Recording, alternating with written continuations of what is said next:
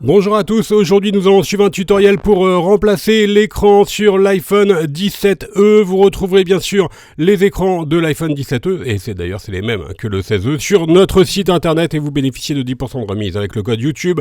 Pour réaliser cette réparation, nous avons utilisé le kit d'outils spécial iPhone. Vous retrouverez également sur Bricophone le kit complet de réparation qui comprend en plus du kit d'outils un coussin chauffant ou un mini décapeur thermique qui va vous aider à ouvrir le téléphone et les joints d'étanchéité avant et arrière.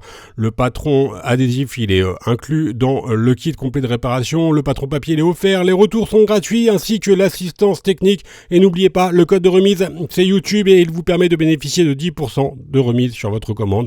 C'est une réparation qui est vraiment facile. La difficulté est notée 2 sur 5, il faut compter environ 15 minutes pour remplacer l'écran de votre 17e. Allez, on va commencer tout de suite par l'ouverture du téléphone. Surtout, n'oubliez pas d'éteindre votre téléphone avant de commencer votre réparation. Et on l'ouvre directement par l'écran, l'iPhone 17e, pour remplacer celui-ci. Donc, on va tout simplement chauffer tout le contour de l'écran, soit avec le coussin chauffant que vous avez placé au micro-ondes pendant 1 à 2 minutes, et ensuite vous positionnez sur l'écran, ou soit avec un mini décapeur thermique ou un sèche-cheveux.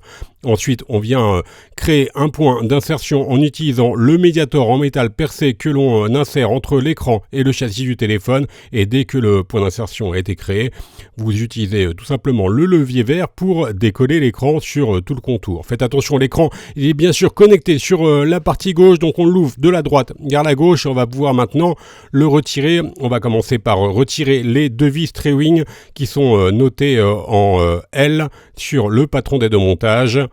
Une fois qu'on a retiré ces vis, on va pouvoir retirer également bien sûr les caches qui étaient au-dessus et on commence par déconnecter donc l'écran et ensuite les capteurs de proximité et luminosité. Voilà, l'écran est maintenant retiré, on va devoir récupérer les capteurs de l'écran pour les positionner sur le nouvel écran. On enlève les deux vis Trewing qui sont notées en M, donc il s'agit des capteurs de proximité et luminosité. Si jamais vous avez acheté un écran en service pack ou un écran en pooled, vous n'avez pas besoin de récupérer vos capteurs. On chauffe bien la nappe du capteur de proximité et ensuite on vient la décoller tout simplement. Et sur cette nappe, vous avez également un micro qui est utilisé par Siri. Voilà, vous le voyez, c'est le petit rectangle doré. On s'aide également de la pincette pour bien retirer le micro et les capteurs. Et vous faites attention quand même, la nappe, elle est relativement fragile, la nappe des capteurs de proximité et luminosité. Et on va donc pouvoir passer au remontage, vous l'avez compris. On va reprendre notre nouvel écran, on va positionner la nappe que l'on vient d'enlever sur notre nouvel écran. On repositionne les capteurs de proximité et luminosité ainsi que le micro. On remet la plaquette, on refixe le tout avec les deux vis Trewing notées en M. Je vous rappelle, c'est les mêmes écrans exactement entre l'iPhone 16e et l'iPhone 17e. D'ailleurs, c'est quasiment le même téléphone, à part que vous avez la recharge par induction sur l'iPhone 17e. On retire maintenant les joints d'étanchéité sur tout le contour. Alors on peut le faire avec le tournevis plat. Vous pouvez également utiliser un outil spécifique pour retirer les joints. Vous voyez l'encart sur la vidéo. Vous retrouvez bien sûr l'outil spécifique pour retirer les joints sur notre site internet. Ensuite, on réapplique tout simplement le nouveau joint d'étanchéité. Pour pas vous tromper, vous avez vu, vous avez des trous au niveau des caméras avant, enfin de la caméra avant, pour positionner correctement le patron qui va vous aider à bien positionner le joint sur le châssis. On retire ensuite donc le patron qui nous avait servi de guide. On reconnecte maintenant notre écran et le capteur de proximité. Faites attention à ne pas toucher l'appareil photo avant et les capteurs du Face ID lors de cette opération. On remet maintenant les deux plaquettes qui sont fixées avec les vis Trewing.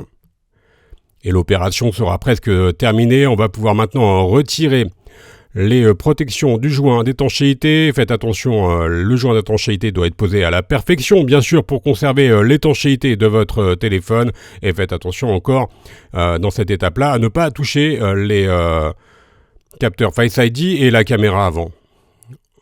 Voilà pour la protection du joint d'étanchéité. On va pouvoir maintenant refermer notre téléphone.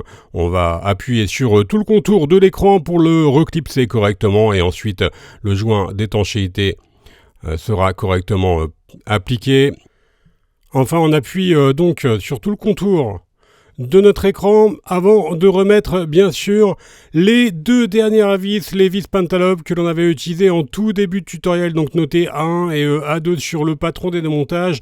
Vous avez vu, hein, c'est vraiment une réparation qui est facile. Alors pour rappel, les écrans d'iPhone 16e et 17e, ce sont les mêmes, donc vous pouvez les retrouver bien sûr sur Bricophone. Je vous rappelle que vous bénéficiez d'une assistance technique gratuite par chat, par téléphone et également par mail. Et n'oubliez pas, le code de remise, c'est YouTube et il vous permet de bénéficier de 10% de remise sur votre commande.